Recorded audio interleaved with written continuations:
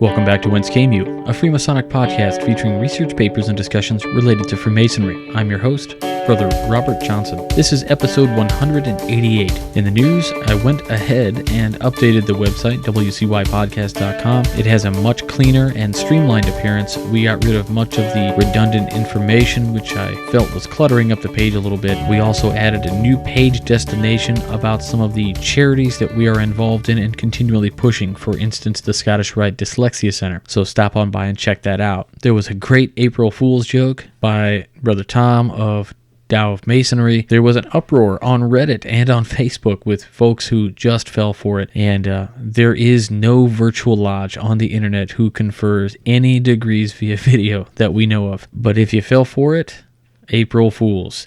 It really should have been apparent that it was a joke when you clicked on the link at the bottom to the Connecticut Grand Lodge, which Brother Tom did such an amazing job preparing a Geosites style Grand Lodge page. It looked like it was straight out of 1992. It was pretty funny. So once again, Brother Tom kills it with April Fools and Masonry. You can't top it. Just want to say, keep supporting Birmingham Lodge's auction to help them out. All monies donated are going directly to the auction to purchase items and such to support the various charities. Also, if you or any of your lodges have a charity and you want to promote it, or you want me to mention it on the show, shoot me an email. I would love to. Nothing makes me happier than being able to help out and get the word out to all the brothers around the country, around the world, that we can help each other, especially now with the internet, right? So another charity that was happening on April 25th was the Grand Royal Arch Chapter of Illinois having a benefit. And unfortunately, due to low ticket sales, they did have to cancel that event. If you did buy tickets to it, they are refunding those right away. I also needed to mention that I redesigned the bookstore. It's on a Wix page, of all things, and it is in fact still our page. I just hated the sloppy look that we had there. So again, it's been redesigned. If you buy anything off of that, none of that money comes back to the show. That's just actually a great place to compile all of the books by the Masonic authors that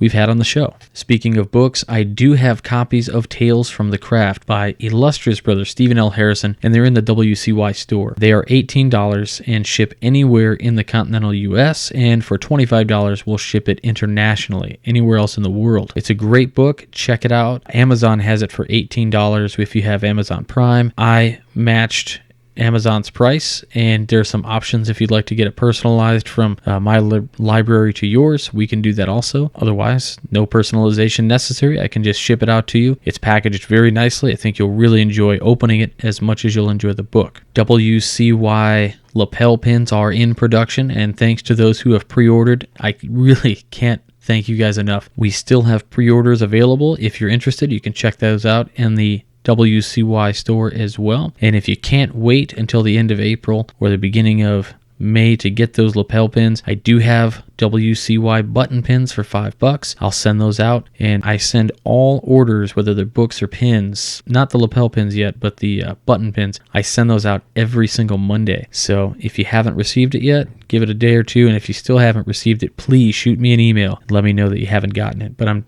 trying to stay on top of them and marking things shipped so that you get a notification that it has in fact been shipped out. If your PayPal address is not where you're living, let me know in the notes field, please. It's not a problem. I can definitely ship to that other address. So after the paper this week, we're going to have an esoterically themed piece. I think you'll really enjoy that. But without any further delay, we'll jump right into the first paper. And it's a neat blurb from Freemasonry Today's spring issue. And it was called Ghostly Happenings in Dagger Lane. Hull's Masonic Hall in Dagger Lane, which has a purpose-built lodge room that has been in constant use since 1804, is rumored to be haunted. So, real-life Ghostbuster was called in to get to the bottom of the mystery. Paranormal investigator Mark Lindsay has hunted for ghosts there 6 times, with the public invited to join his latest search to raise funds for Macmillan cancer support. He said, quote, "There have been quite a few things that have happened in the building, and a lot of the items inside there are quite old. We have had some unusual readings on our meters that we couldn't explain, and electromagnetic fields we couldn't find the cause of." End quote. The building dates back to 1782 and is adorned with old furniture, regalia, swords, and paintings. So, kind of cool, a Masonic ghost hunt in a Masonic lodge. I know it's not the first time. In fact, the Valley of St. Louis has had ghost investigators come out several times, and I've stayed the weekend at the Valley of St. Louis. I've had the privilege, and it is very interesting. It's an old feeling. If you can have a Masonic ghost hunt in a lodge, find one and do it. It's a lot of fun, whether you believe in that sort of thing or not. And so from that same issue, I wanted to share an article which I felt was really neat. It focuses on what they're doing overseas or across the pond to have member retention and some ideas relating to it. So I'll read the article. So it's under the title Recruitment and Retention, and the article is called Informal Occasion.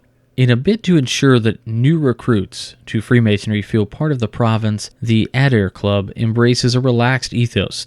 Simon Lewis finds out how a modern outlook and traditional Masonic values combined in Somerset. About 5 months after I became a Mason, I was made redundant, remembers Griff Brumfield Jenkins, a 30-year-old mature student from Bristol. Redundancy can sap the life out of you. At the time, Griff was the youngest Freemason he knew. Many young men in his position, without a wide network of support, might start to lose their taste for lodge business. Luckily for Griff, his province has a club for rising number of young Freemasons in Somerset. Established in late 2012 and named the Adair Club after a youthful Crimean war hero, Colonel Alexander Adair, Somerset's youngest ever provincial Grand Master, it's an informal network of friends who help each other through the early years of their Masonic journey. Founder and club secretary Sam Meyer explains how he got the idea. Quote, I joined Freemasonry in Devon in a small village lodge and felt very much at home, but then I moved up to Bristol and joined a lodge that was much older. I was quite young in the chair at 27, and the next youngest was probably double my age. I could see that being an issue for some of the younger guys coming into Freemasonry. So I set up a website, a Facebook page, and a Twitter account, and we started a club initially for the under 30s doing local visits to other lodges. We did a tour of the Bath Ales Brewery back in August. There was about 15 of us, says Griff, who'd heard about the Adair Club at a talk given by his provincial officer. We had a few drinks, and it was a relaxed way of getting people together who'd never met, since we're all from different lodges. Could it be a nationwide movement? I'd certainly be keen to form a network with other small groups, says Sam Mayer. It's important to have a steady stream of new guys who stay around long enough to make a difference. One of them was Dave Gleason, a sales manager from Bristol who at 30 is about to have his first child. It's nice to get a wider mix of friends from my own age group, says Dave. We're all at a similar stage in our journey through Freemasonry, still learning the traditions, finding our feet. Sam's a good guide because although he's still quite young, he's been a Freemason since he was 21. He has a great understanding and is able to impart that to me and to the other guys. One of the first events he arranged was a visit to Bath Temple where Colonel Adair's regalia is on display. So that was a good starting point. Dave cites the history, rituals, and morals of Freemasonry as a key reason for joining. Sam and Griff agree, but what keeps them coming back is the social side, and the Adair Club has been crucial for that. We've done a couple of curry nights, had Christmas drinks, and visited some university lodges. Sam, Griff, Harry, they're all from different lodges, and I'd never have come across them if not for this club.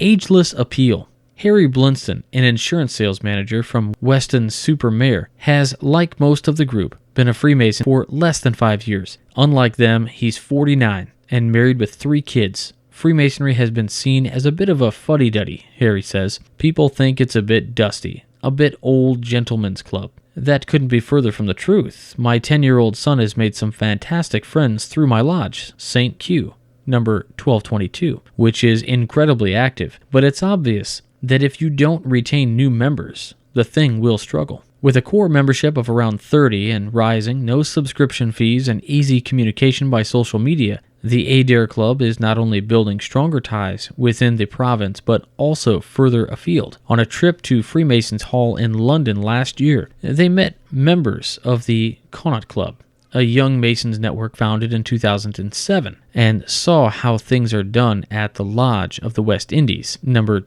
9424. Halfway through, they stop, have a shot of rum, then go back to finish the ceremony, recalls Griff. Club rules. There are quite a few clubs like ours now. says Sam, as well as the Connaught in London. There's a new one in Bristol called the Dunkerleys. Then there's the Trelawney Club in Cornwall, and various light blue clubs around the country. Could it be a nationwide movement? I'd certainly be keen to form a network with other young Masons groups they develop. I'm already in touch with South Wales, Devon, and Cornwall. I'm sure it will go from strength to strength in the future as more people take it up. So is it working?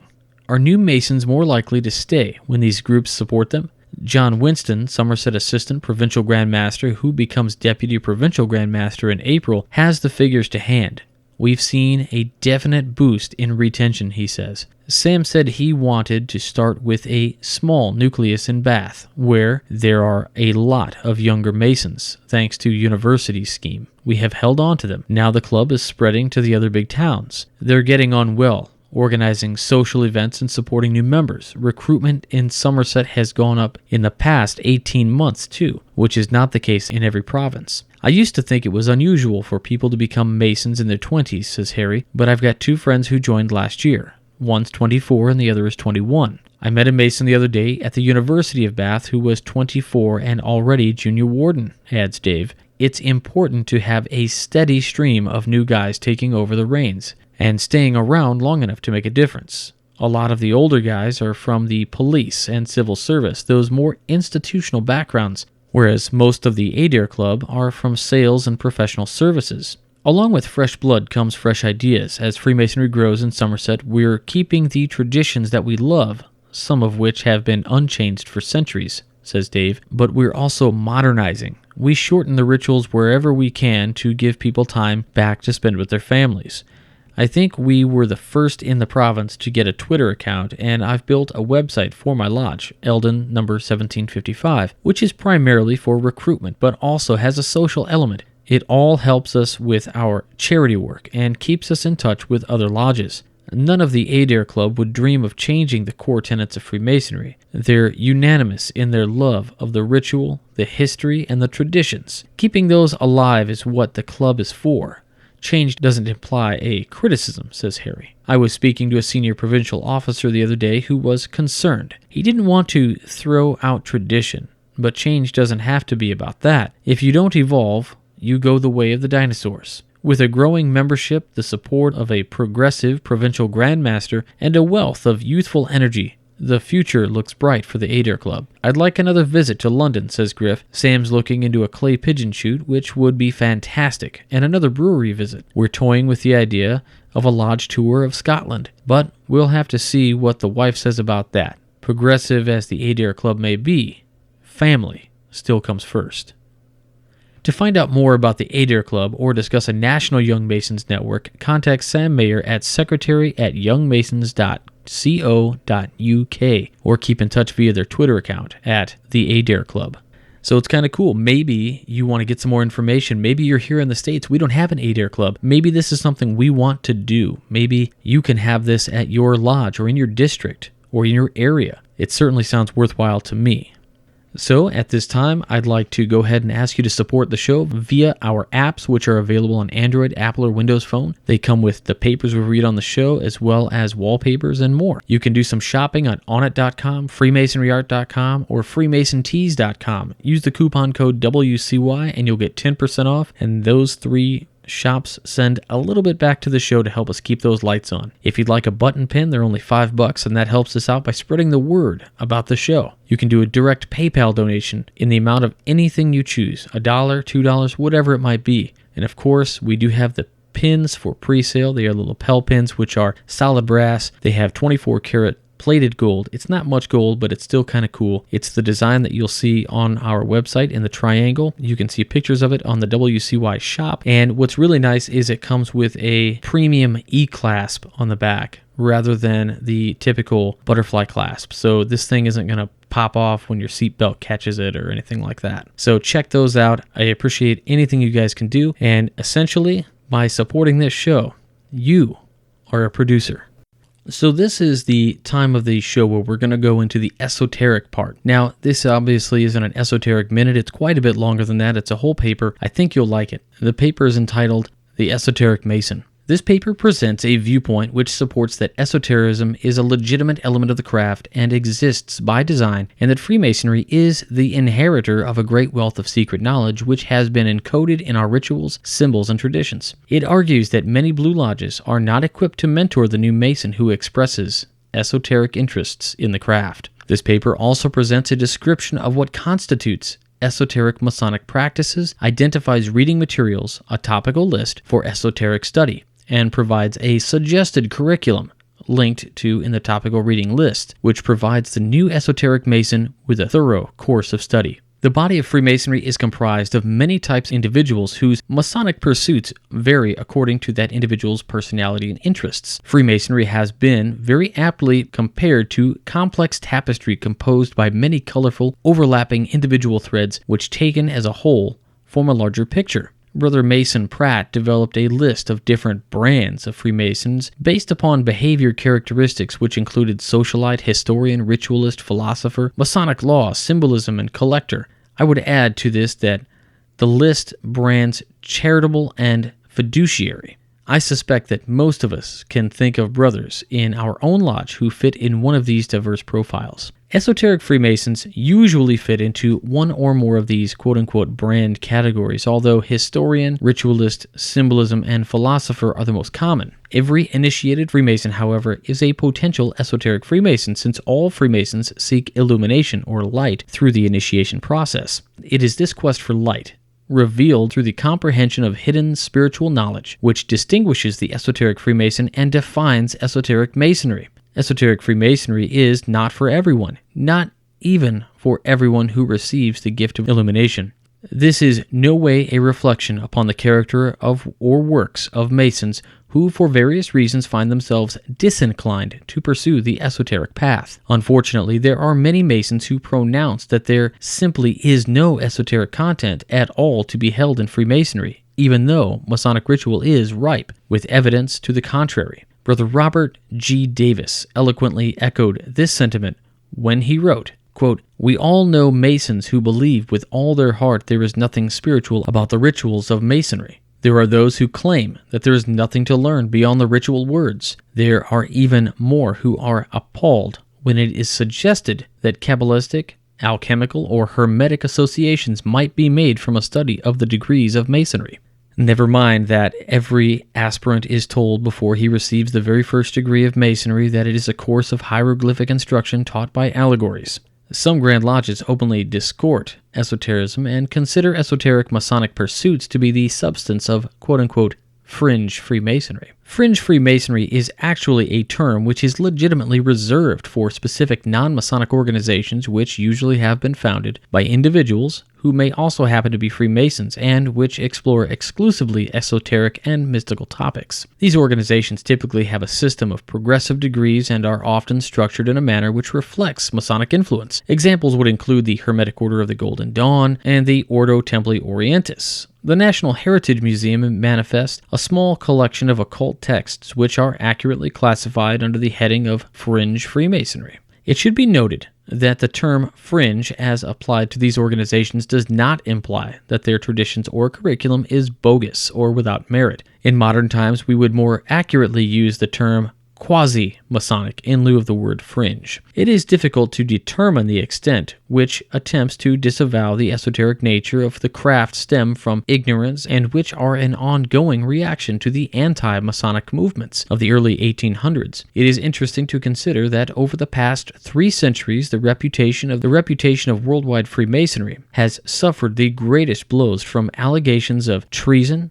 in England, which culminated in the Unlawful Societies Act of 1799, allegations of murder associated with the Morgan Affair in the United States in 1826, and perceived challenges to the authority of the Church, resulting in Pope Leo XIII issuing a papal encyclical known as the Humanum Genus in 1884. Note that unless one considers Templar persecution for which charges of heresy have since been refuted, specific allegations of occultism have never played a significant role in inflicting lasting damage or discredit to the craft. Even in today's world of internet access, such misinformation has not been effective in spite of a seemingly endless stream of sensational allegations of occultism levied by critics of the order. This is because, for the most part, these allegations are so fantastic as to be laughable and are on the whole obvious as nonsensical rants of the ignorant. The truth is that esoteric Freemasonry is a growing trend. The reasons for this are numerous.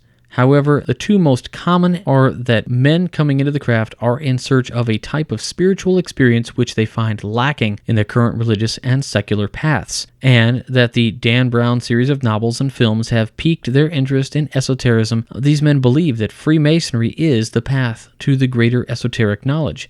Sadly, they often go away disappointed. This paper will present a viewpoint which purports that esotericism is a legitimate element of the craft and exists by design, and that Freemasonry is the inheritor of a great wealth of secret knowledge which has been encoded in our rituals, symbols, and traditions.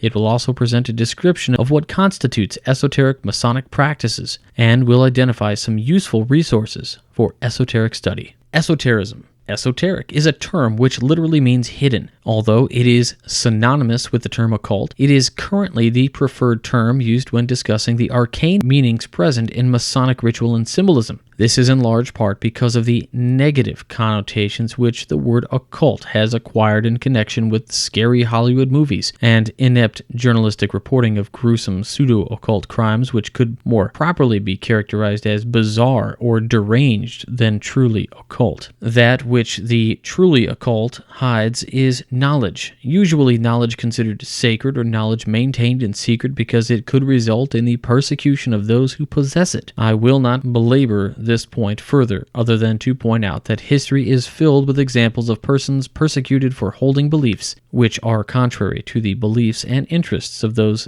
in authority, or even suspected of holding such beliefs. Freemasonry is often described a system of morality veiled in allegory and illustrated by symbols. An allegory can be simply described as a story with two meanings. In the New Testament of the Christian Bible, for example, allegory or parable was used extensively by Christ. In Freemasonry, we expand the definition of allegory to include metaphoric content which exists in our ritual or our tradition and our symbolism. Regarding the veiled content and deeper meaning of our ritual, Brother W. L. Wilmhurst wrote, quote, "Our teaching is purposely veiled in allegory and symbol, and its deeper import does not appear upon the surface of the ritual itself. This is partly in correspondence with human life itself and the world we live in, which are themselves but allegories and symbols of another life and the veils of another world." End quote. Consequently, we generally consider the esoteric aspects of Freemasonry to be those hidden elements of our exoteric or open practices which allude to deeper and usually mystical meanings. In the course of discovering and interpreting these deeper meanings, we engage in educated speculation. In example, we formulate a thesis. For a single given esoteric element, we may legitimately find several different meanings, or find similarities between the meanings of several apparently unrelated esoteric elements. In our speculation, we bring to bear arcane knowledge accumulated for our degree work from historical accounts and from esoteric sources. It is important to understand that speculation is not the same as conjecture. Speculation is often exhausting and frustrating work, but it is also a labor of love which we willingly undertake in the search for illumination. The experience of illumination is a bit like many other spiritual experiences in life. It can be sensed but cannot be fully described or explained, and defies all attempts to do so. Artists over the ages have attempted to no avail to use music, painting, sculpture, and other nonverbal media to convey the essence of the mystical experience of illumination. Carl Jung, a pioneer of science and psychoanalysis, spent considerable time exploring the nature of mystical experiences. His efforts resulted in the development of a complex theory which identifies a part of the mind known as the collective unconscious, from which he believes spiritual experiences originate. One would likely conclude that the experience of illumination is in this category. One of the absolutes which esoteric Freemasons agree upon is that Freemasonry is an initiatic tradition, meaning that we follow a system of ritualistic initiation. The process of initiation in the degrees of Freemasonry serves to enhance the initiate's ability to receive the epiphany of illumination. Some would even argue that initiation is absolutely necessary for such illumination to properly manifest. If queried, most Freemasons will recall with great reverence that single moment when they received the incredible gift of enlightenment. This said, not all Freemasons respond to the initiation. There are many reasons for this. For example, the ritual of initiation may have been poorly or inadequately performed, or the observing brothers may not have been adequately prepared for the initiation. Oftentimes, the spiritual state of the initiate may have been such that he was not yet ready. The true mark of an esoteric Freemason, however, is not that he has received illumination, but rather by what he chooses to do once he has received it. Illumination itself is a cosmic spark which alerts the initiate to the fact that there is more to the universe than meets the eye, if only he searches to find. Obviously, if he fails to search for this hidden knowledge, the entire experience of illumination is for naught. During the Fellowcraft degree, the candidate is admonished to further study the 7 liberal arts and sciences, which are the quadrivium, or the 4 roads, and the trivium, the 3 roads. The quadrivium is comprised of the subjects of arithmetic, numbers in itself, geometry, numbers in space and music, numbers in time, and astronomy, numbers in space and time. The trivium includes the subjects of grammar, rhetoric, logic. These subjects once were considered the standard curriculum for an educated man, and even today remain the core of requirements for a degree for many highly regarded liberal arts colleges. As important as the 7 liberal arts and sciences are in developing a rational mindset, they do not necessarily provide the optimum foundation for successful esoteric study. For this, supplemental education is required. Optimally, this supplemental work was achieved by self-study under the guidance of a knowledgeable mentor who offers the occasional hint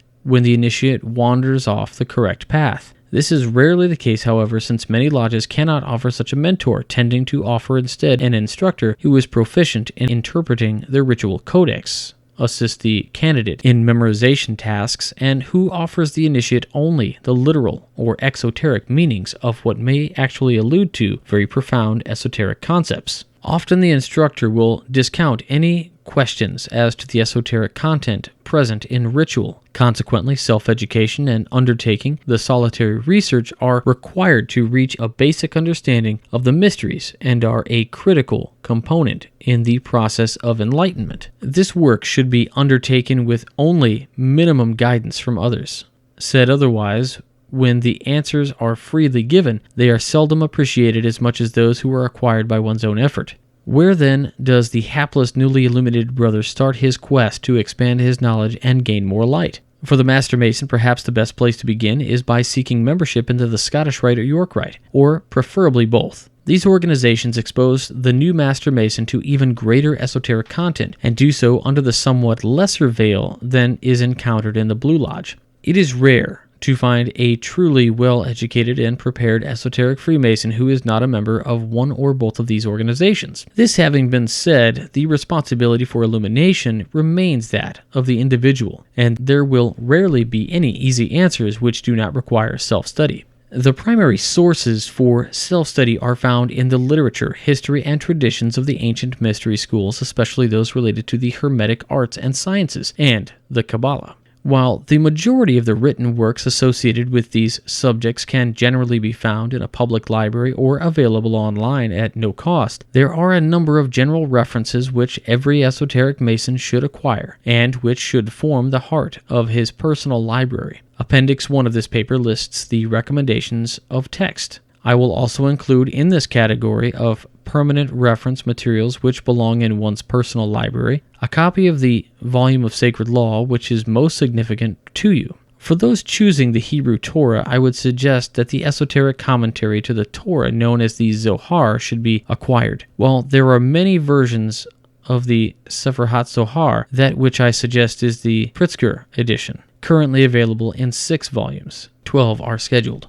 From those selecting the Quran, I would recommend that the excellent translation by Toby Meyer, entitled Keys to Arcana, Esoteric Commentary on the Quran, should be selected to accompany the volume of Sacred Law. For the Christian Bible, one of the better-known reference works such as Strong's Concordance should be acquired along with one of the many available commentaries on biblical esotericism. In the case of the Christian Bible, the reader may also wish to invest in copies of one or more of the Gnostic Gospels. The Gospels of Thomas or the Gospel of Mary are both good choices. Additionally, I would recommend the excellent esoteric commentary on biblical symbolism written by Harriet Tuttle Bartlett. I will mention in passing that if you are a religious fundamentalist and a staunch believer in the literal as opposed to the metaphoric meanings of the volume of Sacred Law, and refuse to consider the influences of ancient, including pagan and mythical traditions upon modern religion, you will probably struggle with esoteric Freemasonry. An open mind in itself is an invaluable resource for a student regardless of the subject matter being studied. Remember that we possess a free will and are at liberty to reject that which is in conflict with our own core beliefs, or alternatively to modify our belief systems as we see fit. My own experience has been that challenging my beliefs results in strengthening my understanding. To heighten one's understanding of the basis for esoteric Masonry, it is helpful to have a general knowledge of the history, traditions, and philosophies which formed the broader current of the mystery tradition upon which Masonic esotericism is based. Consequently, a reading list, which might be considered background literature, has been provided as Appendix 2 on this paper. The provided list is somewhat lengthy, and there is a bit of overlap in topic between several of the listed materials. This is international, as attempts have been made to facilitate comparative reading study methods. Comparative reading is the technique in which the same topic or concept is studied using multiple texts. Usually, the different explanations of the topic given in multiple texts will, when taken together,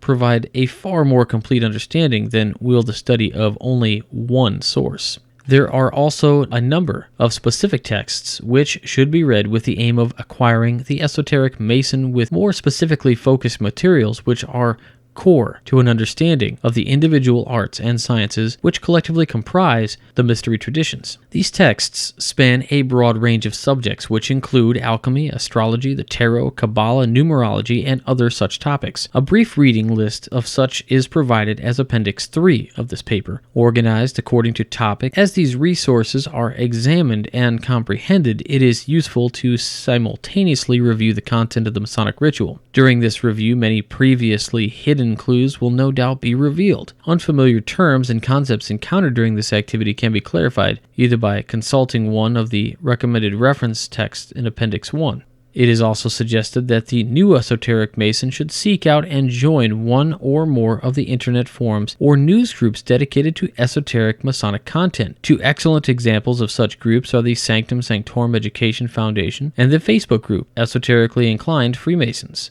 Be aware that many of these groups are tiled and require verification of Masonic membership and grade. Not only do these online resources provide an opportunity to communicate with like-minded seekers of light, they also provide additional resources for study which would otherwise be unavailable and provide access to members with advanced knowledge. These include internet websites such as Petrie Stone's Review of Freemasonry, which provides the very latest in scholarly work on Masonic topics, including those which are decidedly esoteric, and the website of the Rose Circle Research Foundation, an organization which frequently sponsors formal lectures by prominent authorities on esoteric topics and maintains a library of related scholarly works. For those who desire not only a more structured but also a more rigorous course of study, there are select colleges and universities which offer high-level coursework and advanced degrees in esoteric studies. Some of these programs are available as online courses of study. These programs include Master of Arts in Western Esotericism, School of Humanities and Social Sciences, University of Exeter, Oxford, United Kingdom, Master in Arts, Mysticism. The list goes on. There are also established esoteric curricula provided for members of the organization, such as Builders of Addendum, founded by Brother Paul Foster Case, which are reasonably priced and paced for optimum comprehension. No doubt the esoteric Mason who converses converses with like-minded brethren in the more popular internet forums will receive additional recommendations. For those unable to avail themselves of internet resources or unable to pursue structured educational programs, but who feel they would benefit from a written curriculum of self-study, I offer a topical study outline, Table 1, which is indexed to 2 reading lists provided in the appendices.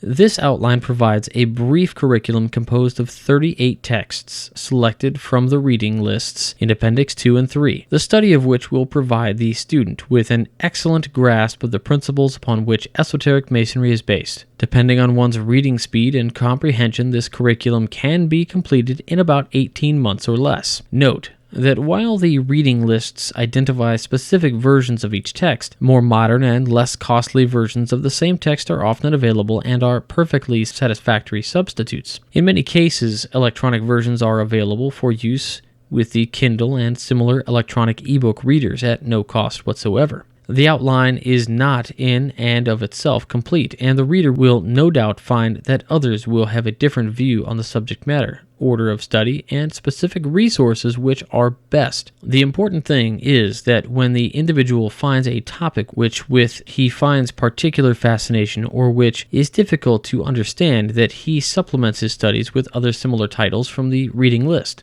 If sufficient interest is shown, the author is willing to lead a weekly or bi-weekly or monthly internet group discussion based upon the curriculum. I strongly caution the reader to avoid the so-called New Age materials which, while entertaining, have not withstood the scrutiny of time. Such materials were obviously not available when those who framed our ritual were so engaged. Consequently, they will do little to assist the Freemason in his task of examination of our traditions. Esoteric practice.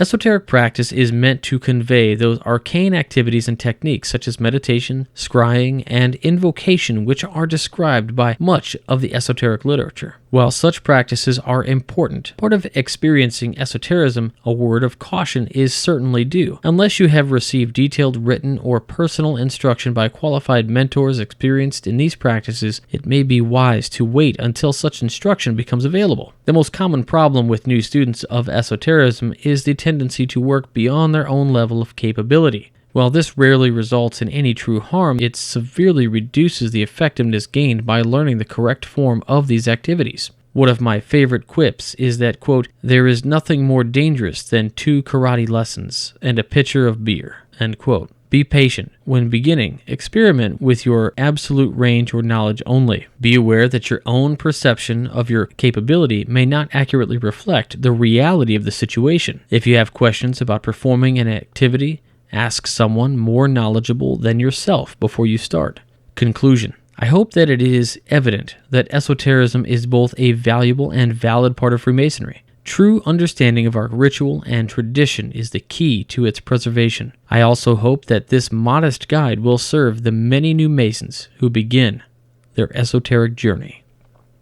All right, that's the end of that paper. I know there's a ton of information there, and the appendix and all those lists we were talking about inside that paper will be available to you through the app. So if you buy the app for $2, you can get the paper, and it's in there via PDF form, and you can check that out. In addition to that paper being there, every paper we've ever read on the show just about is in the app. So there's 188 episodes, which means there's 187 other papers right at your fingertips. So check it out. On to this week's famous Freemason. Sir Sandford Fleming was a Scottish-born Canadian inventor and engineer, perhaps best known as the man who in 1851 designed the first Canadian postage stamp. Fleming is also often credited with the invention of standard time zones. Amongst his many achievements, Fleming was chief engineer of the Cross-Continental Canadian Pacific Railway. Knighted by Queen Victoria in 1897, Fleming was also a Freemason. Freemasonry helped Fleming in no small way, providing him with links to many influential members across the international fraternity. His proposal of world time zones was supported by many powerful Masons, most notably 4th Governor General of Canada, 9th Duke of Argyll, John Campbell. Fleming's engineering genius also helped to bring about the Trans-Pacific submarine telegraph cable, which some have dubbed the Victorian Internet. That's it for this week. Please don't forget to find us on Facebook, check us out on Google+, and find us on Twitter at Whence. Don't forget about the Midnight Freemasons, publishing 3 articles every week, Monday, Wednesdays, and Fridays. Don't forget about the Masonic Roundtable coming to you live every Tuesday at 10/9 Central. If you missed the show, no big deal. Go check it out on YouTube. You'll love it, I promise. Brother Steve Harrison's book, Tales from the Craft, on our website. Check that out. It's a great book. You'll learn stuff. You'll be able to schmooze with the best of them with the coolest facts ever presented in this book. And just really quickly, I wanted to mention also I will be presenting at the Valley of Madison at their spring reunion. It's located at 301 Wisconsin Avenue, Madison, Wisconsin, and that it will be on April 18th. So check that out. That's it for this week, guys. Thanks for listening. Stay on the level. For Whence came you, I'm Robert Johnson.